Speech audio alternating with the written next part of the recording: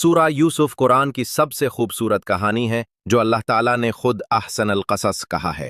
नहनु लक़ुस्सु अलैका अहसन अल क़सस बिमा औहैना इलैका हाज़ल कुरआन व इन कुन्ता मिन क़ब्लिही लमिनल गाफ़िलीन, यानी हम आपको बेहतरीन क़िस्सा सुनाते हैं इस कुरान के ज़रिए जो हमने आपकी तरफ वही किया।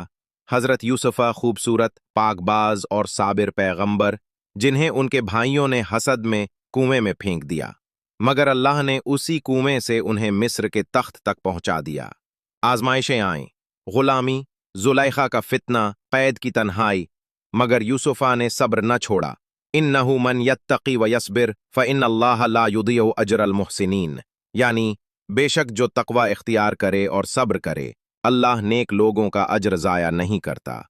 यूसुफा की कहानी हमें सिखाती है कि हसद करने वाले हों या फरेब देने वाले, अगर अल्लाह पर यकीन हो तो वो हर गढ़े से निकाल कर इज्जत देता है।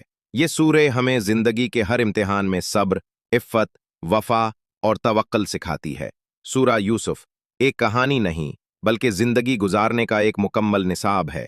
अल्लाह से मोहब्बत, सब्र की ताकत और अंजाम की फिक्र, बस यही इस सूरा का पैगाम है।